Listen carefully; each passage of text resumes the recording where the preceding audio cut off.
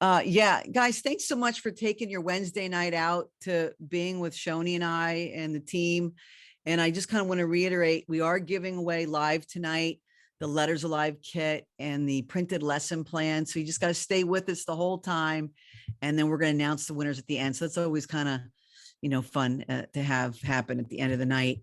But yeah, if you guys know me at all, and if not, you'll get to know me a little bit, is I love talking to educators, teachers, administrators that are on the front line.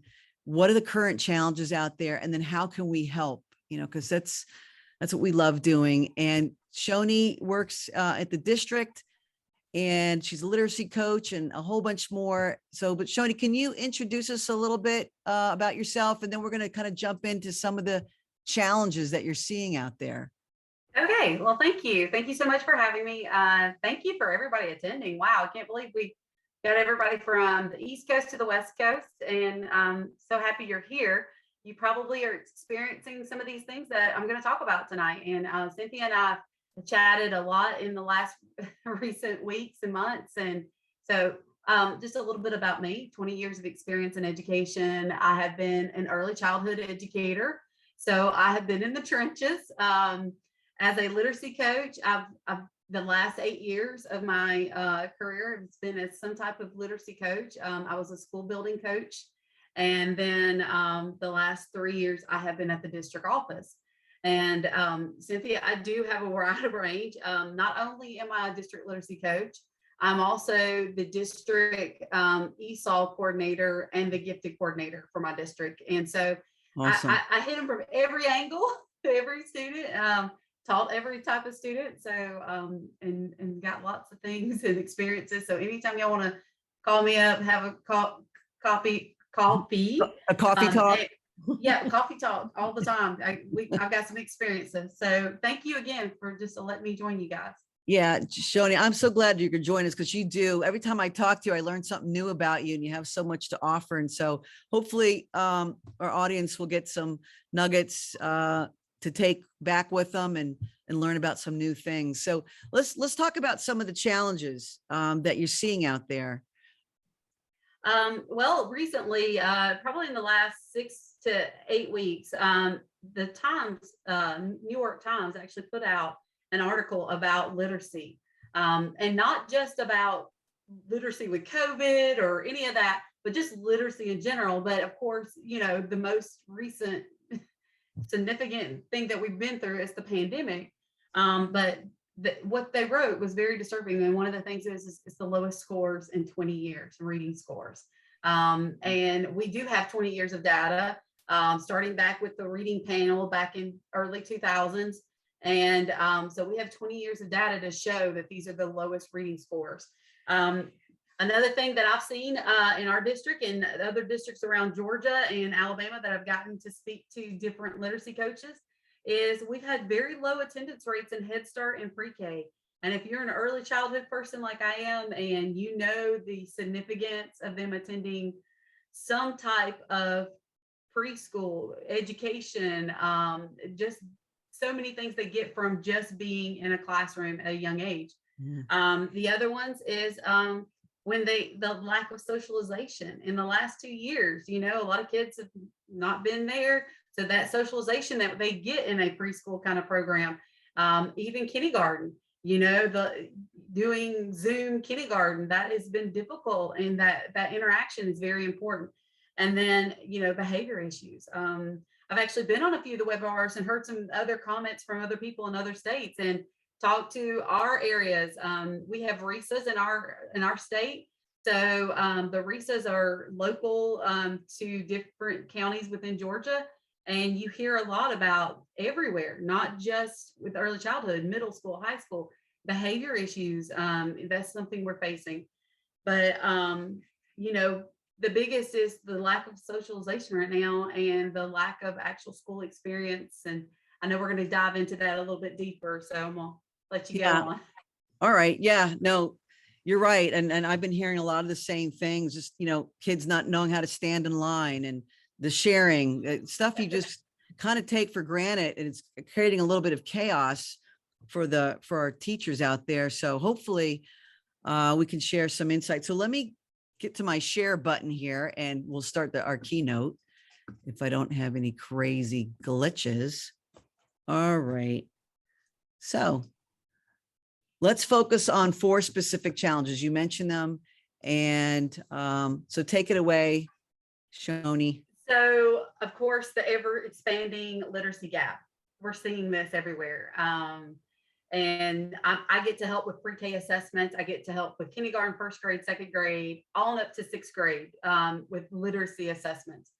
And then on beyond that, I get to see the high school and middle school results and get to help there as well. So that ever expanding gap, that is definitely, I have to say, the top where I'm seeing the most challenges. The lack of engaging instruction. It is not because teachers are not trying. I am not saying that.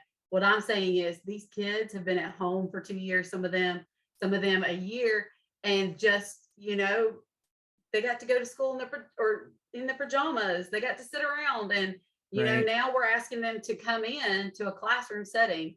And that goes right into that socialization as well.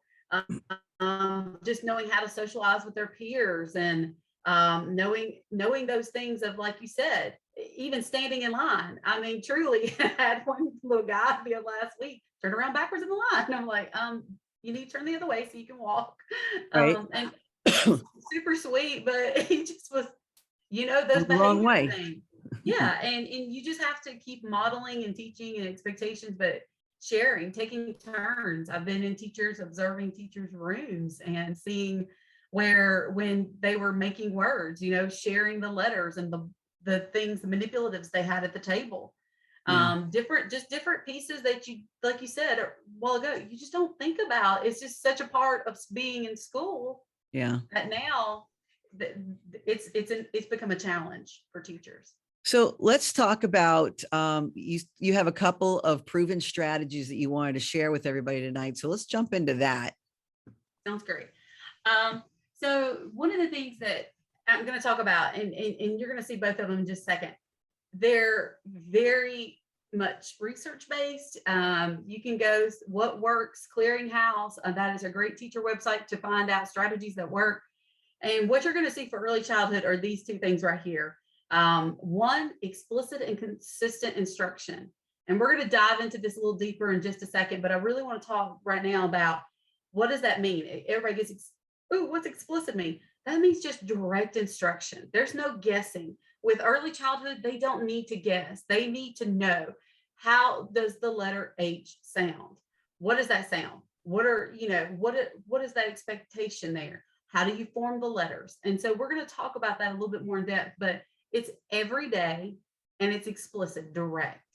There's no guesswork. And I know sometimes people are like, well, that's just so basic, but it is what they need. And it is what is proven time and time again. Direct instruction, explicit instruction, and it needs to be consistent every day. And I know a lot of people sometimes just kind of sit back, and it's okay. It's okay. Sometimes we just have to go to the basics and think about building a brick wall. Think about a brick wall and what happens if a strategic block is missing, if a brick is missing. Well, that wall is going to crumble. That is a foundational thing. And teaching explicit to our early childhood kids, that is a very fundamental thing. And nothing, and I'm gonna be the first one, teachers, please hear me. Nothing replaces a teacher. Nothing replaces face-to-face instruction.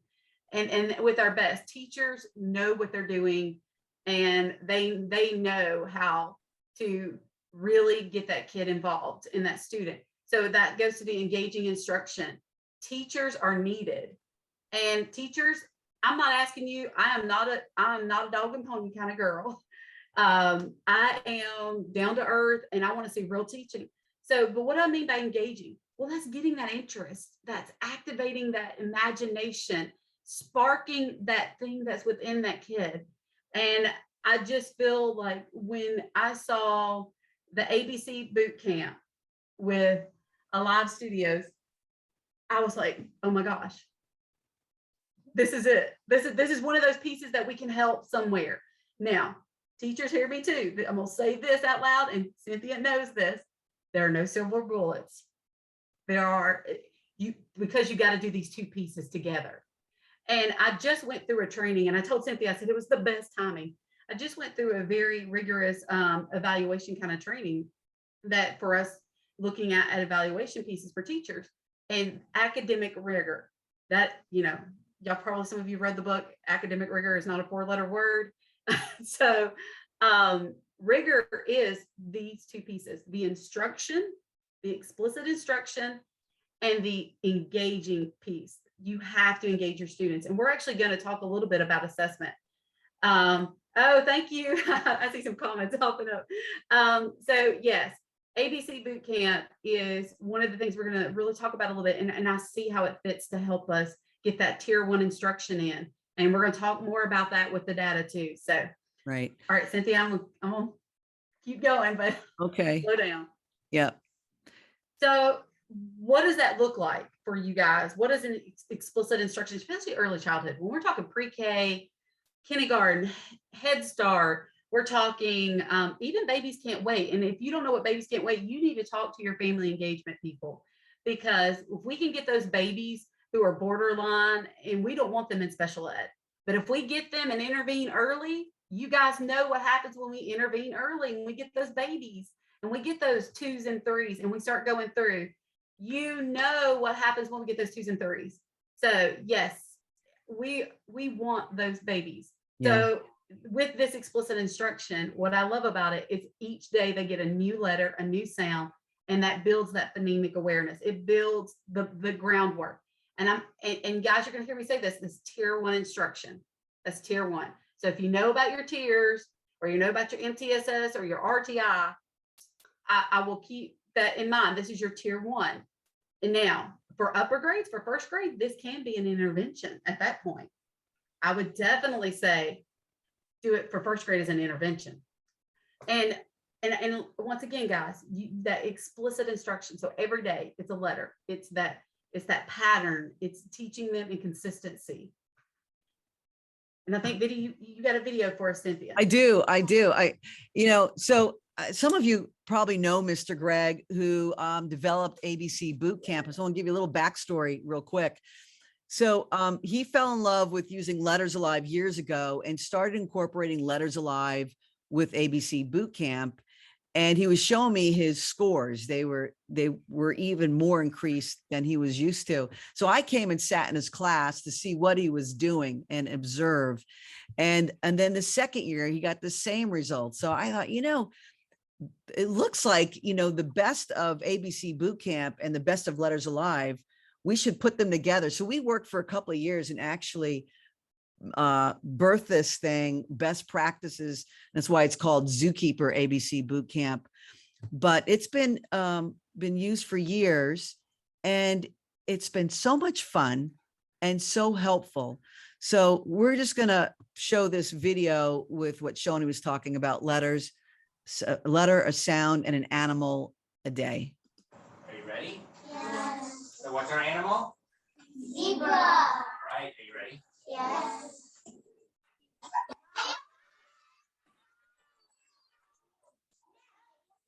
So what is that? What sound?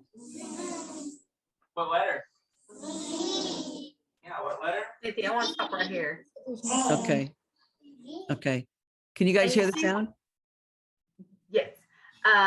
So what is so cool right here is he's given that explicit instruction. And they know, they're watching, they're paying attention. Also, notice how nicely they're sitting on that carpet. How awesome is that? And to close that literacy gap, we got to have that consistent instruction. And you watch, he's going through each piece and he comes back to it. He says the sound and then he goes back. Go ahead, Cynthia. Thank you. Hey, let me ask a question. I'm getting some people saying that they can't hear the video. The kids. You can't hear the kids. Did you share computer sound? Yeah, I did. Everything's so. Let me chat in if that's the case. I'm going to keep playing. What sound?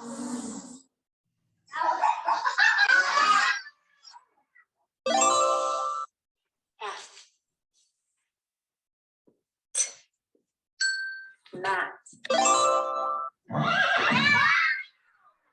What is it? Everybody say horse. Horse. What sound? What sound? So we have a horse. What letter? What letter? What letter? What letter? Listen. What sound?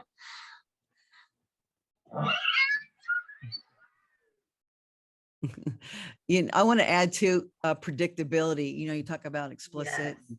consistent, but that children love the predictability. And he even says like, okay, we learned about the letter H in horse today, and tomorrow it's the letter I. What animal do you think that will be? And the kids are like, they're at home, they're with their families talking about what animal can be. So he's creating this anticipation and this extra energy. So the first thing they're thinking about when they're walking in the classroom is they're already rattling off all the different types of animals, fruit, things that are not animals, of course. But and that explicit instruction, they know what's coming because it's consistent. And there's so much weight in that. And you can tell, look at these kids. I mean, they know, and even their faces. I saw somebody else, look at the engagement. It is. Look at these kiddos. Every video that we show today, look how engaged they are. And I told you, that's the academic rigor. That's the two pieces you have to have, the instruction and the kids engaged. I wonder, Shoney, if people shy away from, that rigor that, where it's systematic and it's predictable, that they think that it's not going to be fun. I wonder if that's what the hesitation is with some people. It's a mixed bag sometimes, to be honest, and the expectations. And like I said, I just last week went through a training where she broke it down to what is academic rigor, and it's built into our teacher effectiveness evaluation. And you don't think about it. So I don't want to give away because we're going to discuss that a little bit later, but yes, I think so. And another piece that I love right here, Cynthia, I'm so glad that we moved on to this, because I absolutely love what we're going to show you in just a second with this video, this uppercase and lowercase letter formation. I'm a big writing background. I have done the research. I have talked to every person that's ever done the writing stuff. And the research shows that being able to form your letters correctly does affect your writing. So like, let's say if you're just handwriting, not typing, an essay, a paragraph, being able to form your letters correctly, it releases your working memory. So if anybody knows about the cognitive load theory, you know that working memory needs to be freed up so that the kids can actually attend the task that they're doing, which is writing a paragraph, having a topic sentence, details. So forming their letters at an early age is very important. Now, I did not teach kindergarten, I will be honest. However, I have done a lot of things with them. Now, I did teach second grade, and that was the beginning of cursive. And if they couldn't form their letters, it affected their cursiveness and just being able to write. Like if we were writing a paragraph, then being able to write like, well, how do I form this letter? No, we don't need to spend time forming a letter. So I wanted to show this because this is a very cool thing that you guys have put in. And when I saw it, I was like, I love it. So I'm gonna let you give a little bit more of the details, but I love this next piece. Okay, I'm gonna just run the video. Now look what you can do. You can trace the letter. So Z, can you trace the K? Here's your next one. What letter? Black. Good. What's that letter? What's that? All right. Let's see. Jessica, can you trace the K? All right. Now, what if, oh, sorry guys. What if you don't want to do black? What about red? Yeah, you can pick another color. I pick red. All right, Christopher, can you trace the K? Oh, that's the sound. We learned this letter today. Letter today. I do like. Good. And what you can't trace it wrong. You can't go the wrong direction. And that's what teachers ask. Everything we develop, it's all teachers. I'd love to claim a lot of it. I can't, but you can't learn to do it backwards. And I'm reading some comment. I can't see who exactly it was, but writing develop that muscle memory. You're correct. We got to free that cognitive load, that memory, that muscle memory needs to be there. If we don't free up that working memory, they can't get to the process. So I love that you cannot form these letters incorrectly. Here's another piece, because I work with Title I. This is the journal that goes home, guys. So this is your parent engagement. This is the app. This is the independent practice, and it's at home, and they can do this on the app. So if you have to, document Title I parent engagement, there's another piece of your puzzle. So I love that. When I saw that, I was like, oh man, parents can work with them, and it's engaging. It's very engaging. Yeah. And this is only one piece of it. Journals Alive, it's, you'll see a little bit more. And the other thing, I've have some school districts that are for kids that are signing up for kindergarten. This is going in their summer packs, to kind of get them ready. Right. So they know their letters and sounds. Cynthia, I think that is a great idea. Getting them ready for the next grade level, getting them started, doing something where they're not always having to sit at the kitchen table, but they can take the iPad and sit on the couch, or they can go sit on the porch or in the backyard in the swing and work on their letter formation. I love that idea. And I'm gonna tell you right now, this is a great idea for our summer schools, our after schools, and even, bridging it to the beginning of the school again. So getting this in the hands of students and parents. Yeah. I was with my granddaughter, she's 3 today, and she's got the math and letters journals. And we were outside, she's like under a little tent, and she's doing the journal. And I said, hey, Eileen, you want to go for a walk for me? No, I'm doing my journal. And she's going, what? I had to I'm like, are you kidding me? I'm like, okay. That's okay. That's awesome. I love it. She's like, nah, I'll just keep working. Do my journal. Okay. So the other piece of this puzzle with the explicit and consistent instruction, and when I talk about it a little bit later, I'll come back to this, because I want to say this, because what we don't think about is the daily routine instruction. I'm gonna age myself, so y'all forgive me. If you've been Harry Wonged, and you know what I mean, first days of schools of success, and Harry Wong was all about routine, structure, expectations. And one of the great things that you get the structure from is the lesson plans that come with the boot camp. And I love that piece. Thank you, Amy. Yes, some Harry Wong. Thank you. I'm aging myself. So I appreciate you, Amy, all hearts. So it is about the routine, and that's that predictability a little bit, but I'm gonna tell you, kids need it. They crave it.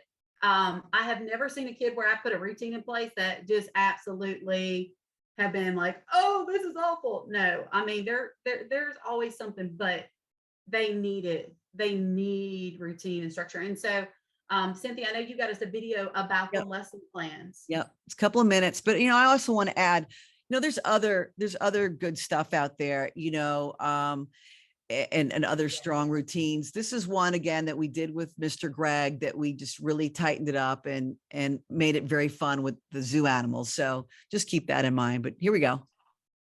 Letters Alive comes with a full year supplemental curriculum that we call Zookeeper lesson plans. And here's what's included: our teacher field guide, the Zookeeper ABC boot camp, and Animal a Week lessons with literacy centers. And Stacy, she's part of our zoo crew, she's going to tell you all about it. Thanks, Cynthia. First up, the Teacher Field Guide. This is a printed booklet, and it has an entire year overview of Zookeeper ABC Bootcamp and Animal a Week lessons. It makes it very easy for teachers to choose the lessons that best fit their class and student needs. It's got some great references within it and includes checklists for all the materials that you need to complete your lesson planning. Next, we have Zookeeper ABC Bootcamp. This is an introduction to letters, letter sounds, and handwriting. It's designed to introduce a letter, a sound, and one of our zoo animals each day for 26 days. But based on your student needs, you do have the flexibility to follow your own timeline. Everything is provided to complete the camp. We have modeling videos, resources for whole group instruction, letter books and predictable readers for for differentiated instruction and 12 different literacy centers. And at the end of boot camp, you have a big celebration with a fashion show.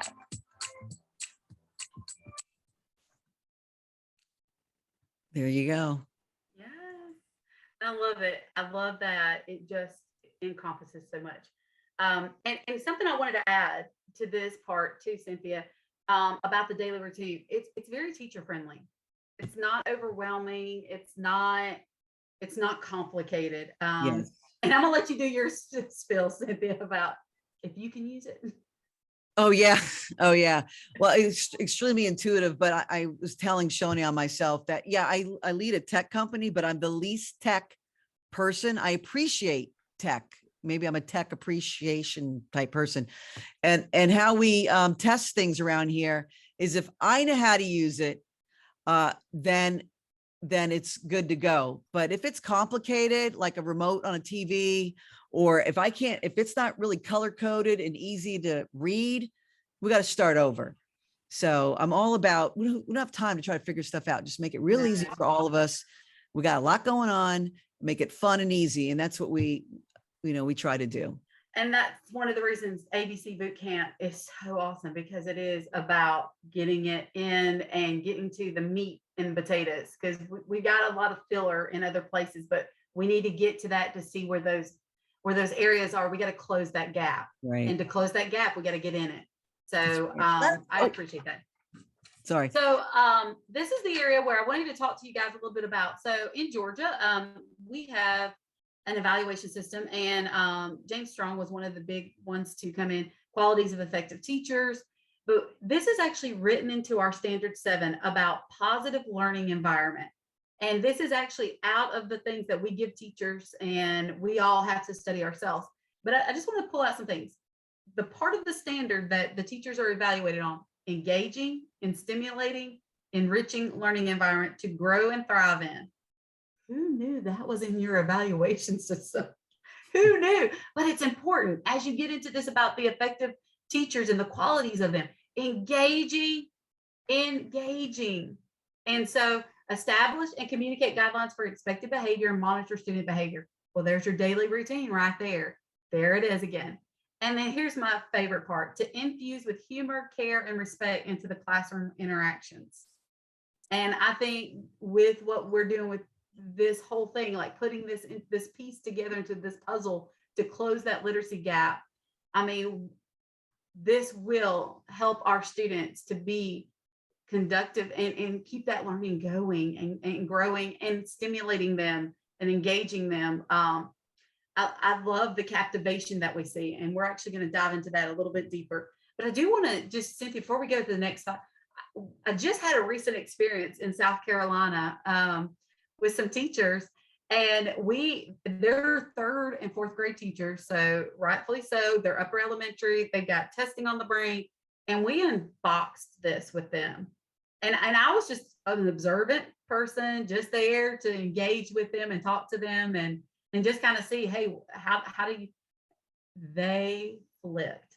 Oh my goodness, I wish and then we showed them how to make, and like you saw earlier, how to make the words, how to make sentences. They were just like, oh my gosh. And they were just bubbling. They were engaged. They were stimulated. They were captivated. And these are 3rd and 4th grade teachers. I mean, yeah. That's a tough age group, and they got testing and they were captivated. Yeah. And we all need it. And really, our heart is to bring that crazy engaging learning experience and have fun, both the teacher and the students, right? Yes. And somebody asked the question, what about, will this work with the big box publishers? This is supplemental. So this will supplement any of your curriculum that you have. It doesn't matter who you're using now. This just supplements, kind of fills that gap,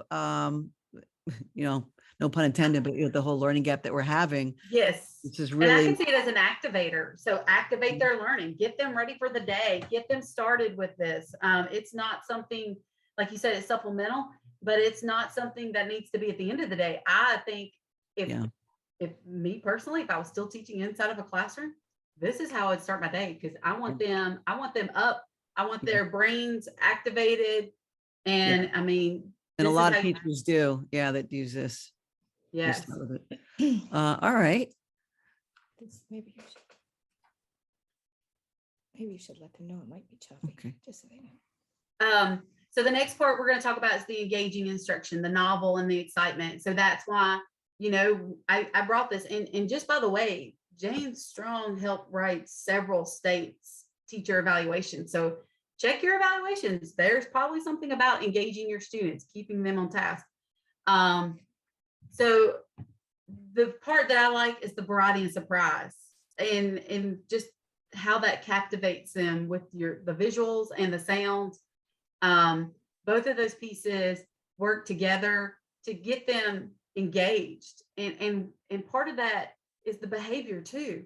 If you have them engaged, they're less likely to be acting up, walking around the room, to be moving about.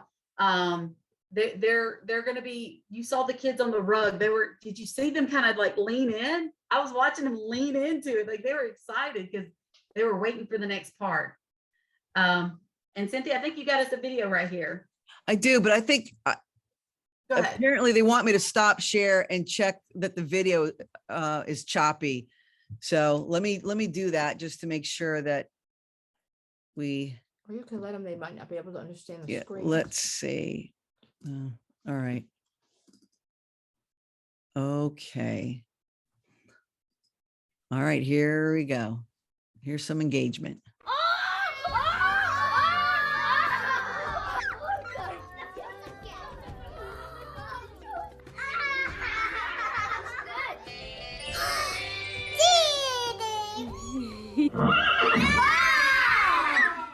What would I tell you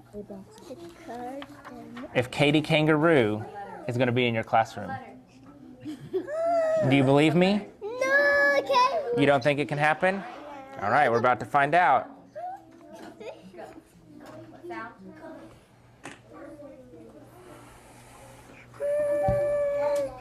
It's gone. Who is that? Katie. Where's Katie? Right. Yeah, look, what's she standing on? Your car. Well, Table. can you believe that? Yes. Katie Kangaroo is standing on our table. Because she's not in there. She's on top. She's not in the table. Katie. Yeah. Katie not laying. Yeah. Oh, now look. She's on Tapacon's head. Oh no, she's on Tapacone's head. Sounds like Ellen. Did you see their faces? Guys, did you see their faces? Did you see that engagement, that surprise, that intriguement? And I mean, they were so cute. And I think that's just a great thing to add. And I love that they were Katie Kangaroo. They knew the characters. I love it. And I did see Amanda, I think you asked about WIDA standards, if I remember correctly. We do, I don't know if it's aligned, and you might speak to that more, Cynthia, but I do know there's lots of opportunities for them to write, to the listening and speaking.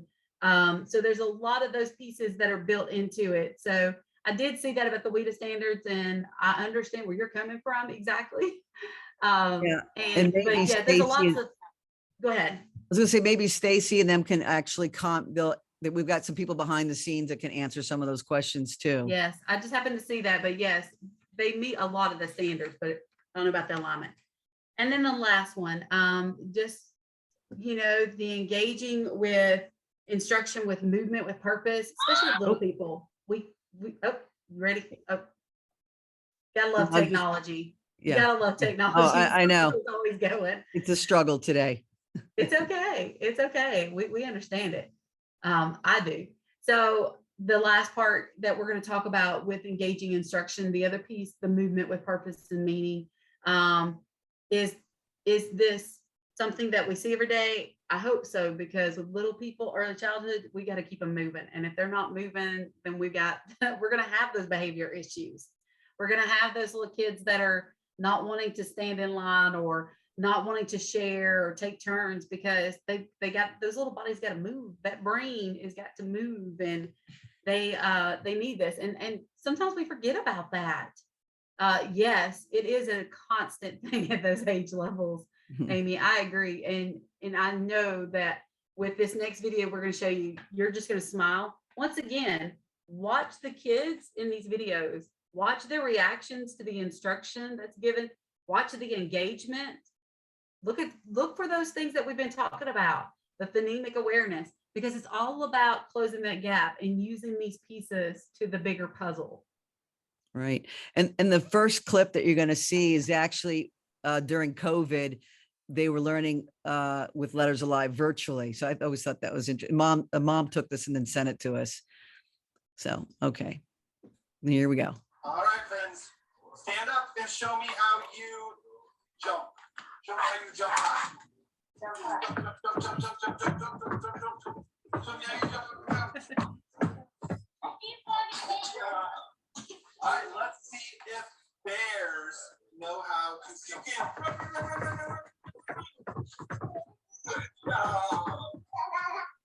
Let's see, do you think thumbs up or thumbs down? Do bears know how to run? Wolf can run. What's he doing? Running. Read the sentence. The wolf can run. Notice right there, Cynthia, that was a sentence. Yes. So that's our action verbs. That's the action verbs in sentences. And so the kids were acting it out. Love it. Look at the frog. Can. Watch him jump. Is he jumping? Can you jump? Yeah. Let's see you jump like the frog. Jumping. Ribbit. Good. Yay. Yeah, they're never too young. Not at all. So Cynthia, I think the next part is, do these strategies work? Yeah, So does it make a difference? do they make a difference? And we have some case studies, and these are just a few of many, but the first you'll see here is the results in just 30 days with a general ed classroom, right? Their letter sounds, uppercase letters and lowercase letters. And then 26 days ELL. That's actually Mr. Gregg's class. That is 4 years average. Because again, I wanted to make sure it wasn't a fluke. And he typically has his children come in speaking 6 or 7 different languages. They are not speaking English when they show up. And within 26 days with this system, this is the results he's getting. 88% in uppercase letters, 88 in lowercase, and 96 in letter sounds, right? So, this can be happening with all of our little ones across the country. And then special ed, this was first grade. They were measuring their CVC words, and look at how dramatic, even got 0% to 65. And one child, she totally rewrote his IEP because he mastered it in 30 days. And this was right after COVID. I think she implemented it in February. And she said the kids were struggling all the way up till February. And when they rolled this out, she noticed a big difference. So I wanted to share that because it's great information. And I think that is a great thing to share, because that is exactly, like we said, that gap. We started with, what are we doing? And there's a gap. We know there's a gap. And so to see that, and she changed an IEP. How many of us in our years of experience have seen IEPs truly change in a good way? Meaning we got to take some things off the plate. And that's exciting, because I'm going to tell you, one of the first things to assure up that our kids don't end up in special ed and they don't end up in a tier is to make sure that tier 1 instruction is strong.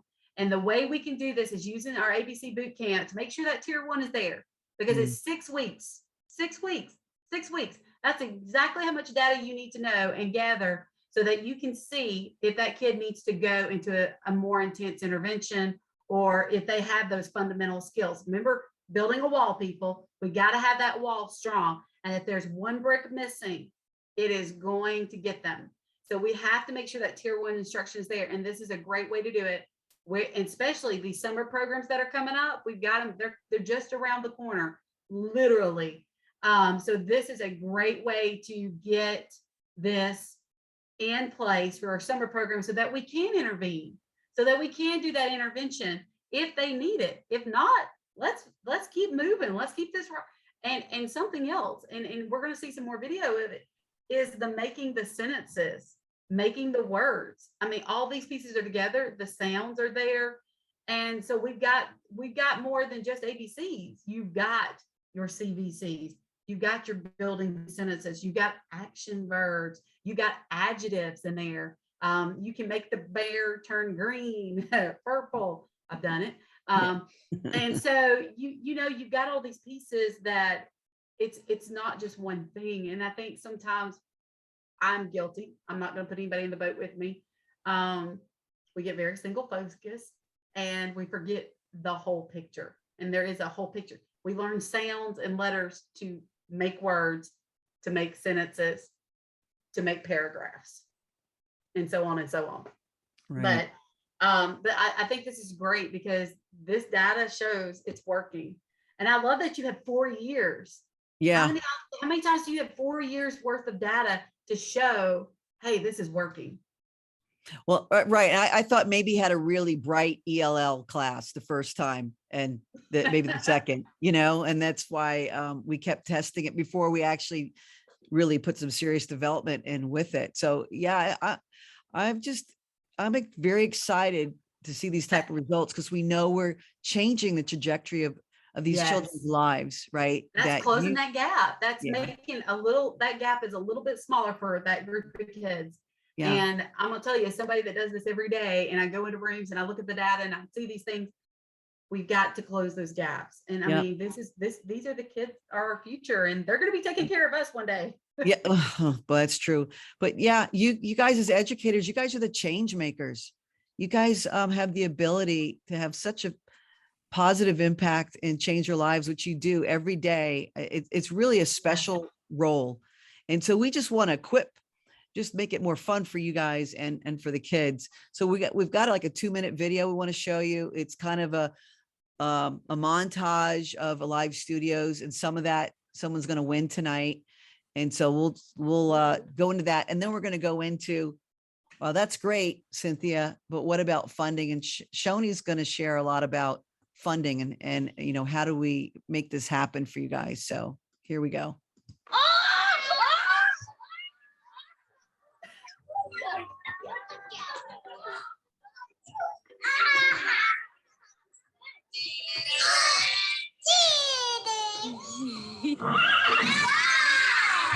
So why are these kids so excited? Well, we at Alive Studios have created a cast of 26 zoo animals that come to life through the power of 3D augmented reality. Teachers and kids around the country love it. Our zoo-themed supplemental curriculum utilizes brain science to engage students, to help accelerate learning and improve outcomes. So check out these incredible results and the Alive Studios programs that teachers use to achieve these gains in student learning.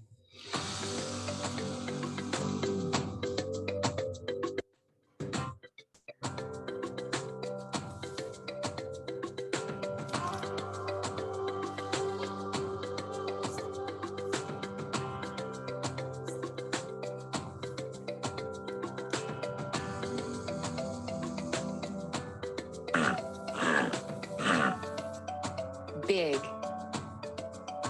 G. G. J.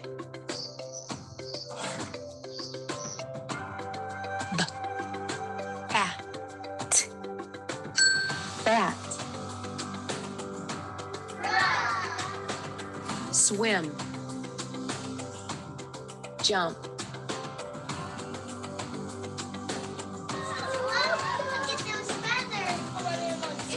White.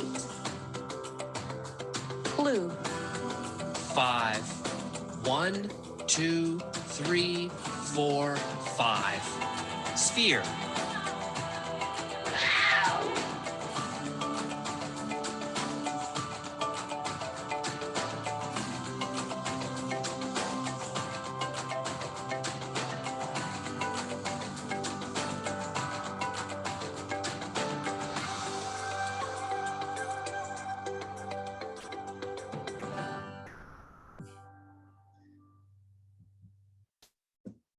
So that's it in a little nutshell. And I want to,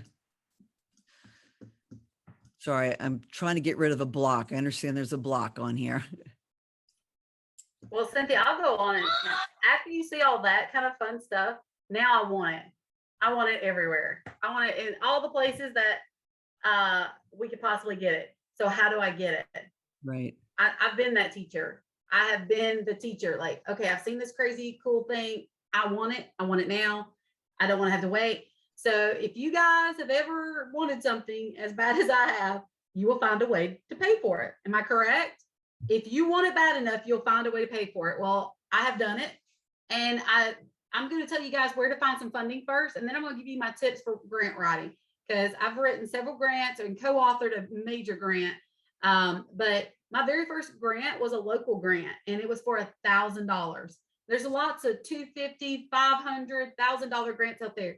Sometimes it's your local businesses. Mine actually, I wrote with a local electric. Thank you, Jennifer. You feel my pain. I want it. I want it now. So yes, it was a co-op. It was electrical co-op. My very first grant that I wrote, and it was for technology, by the way, because I started in a classroom with just a projector. Oh, I'm sorry, not a projector, an overhead projector. That was my technology. That's 100 years ago. So don't count out your local businesses. Check them out. Look at your local and state agencies. So like Georgia, we have a Georgia Reading Association. The state has grants. Retired teacher associations usually have some type of grant. Check it out. Check these local places out.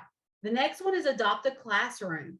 Now, this actually came a little after I was out of the classroom because we didn't have donors choose. If it was just beginning when I left 8 years ago. And Adopt a Classroom, they, depending on where you go and what you want, these are great options. And then my last one is corporation grants and national teacher organization grants. And I've written the Dollar General Literacy Foundation. I wrote a grant and got it. That is a great grant. And they don't only, not just early childhood, but community grants, adult literacy grants. Great place to go. Check it out. We all shop at Dollar General. Don't act like you don't. We all go into the Yellow. So go to the Yellow's website. Find out about their literacy grants. Also, the International Reading Association, they always have grants. The Teachers of English have grants. TESOL, I saw some weed in there, TESOL has grants. Our actual Georgia TESOL has a small grant, $500 about every semester. So, and Target has literacy grants. Cox Charities, which if you know Cox is a communications, they have grants. So it's endless where you can find funding. It's just making sure you know which grant. So that's going to get, that's going to get us to the next part. For my grant writing tips, they're very simple, but they're tried and true. And I have written 3 successful grants, and one of them was $1 million. I didn't write it by all myself. Hold on. I need to give credit to the other. Had a co-partner. She was amazing and research guru, grant writing guru, but co-authored with her, helped her for a major $1 million grant. Wow. Multi-million-dollar grant, actually. And so, first of all, with any grant, educate yourself. Read the guidelines. Read that criteria evaluation. What do you have to have? I mean, they're going to tell you what they expect and what they want. The next is identify your need. And I will say this, use a needs assessment. Sometimes when you're working with partners, sometimes you think there's a need, but when you get together as a group, there's really a bigger need or a smaller need, and you can really narrow it down or make it larger. And I really think this is a problem kind of solution thing. You got to find the problem and the solution. Define your grant. And what do I mean to that? What's your mission with this grant? What do you want this project grant to be about? What is your goals and objectives at the end of the puzzle? So at the end of this big thing you put together, where do you want this to go and how to be used? Then the next piece, set your budget. This is going to be hard because you really don't know how much in everything till you get down to the nitty gritty and get in the details. And then the timeline. Set yourself a timeline, because next is going to be the deadline, and it will happen very quickly. And you'll be like, oh, I've been researching. And well, you got to compile all that stuff, get that budget together, know that deadline. You have to meet that deadline. You cannot. Grants are not flexible. Edit your application. I know that sounds simple. I know that sounds simple, but I promise you, from the time you start to the time you get to this part, you've changed your goals, objective, the project, how you vision it has changed. So edit, edit, edit, and make sure you're in their word count if they have a word count, because some are real ticky like that. And then my last, follow through with the execution of your plan. So hello, you got the reward letter. You've got $2,000. You got to follow that plan now. You made the plan. You have to follow the plan. And they're going to ask for results. And so you got to show that you followed and execute your plans. Now, some things happen. It happened with one of my grants. And I had to write them and say, due to this, but at X, Y, and Z date, we will have this completed. And when X, Y, and Z was completed, I told them. And I'm a good Southern girl. I'm sorry. I'm a good Southern girl. You always follow up with a thank you note. Always. I don't care who they are. You follow up with a thank you note, because that's what good Southern girls do. And my nanny would eat me alive if I didn't do what she taught me how to do, and follow up with a thank you note, because I promise you, people will check back on you. They will check in at different times. Hey, you wrote a grant and we just really appreciate that you thanked us and told us, and we just want to see how it's going.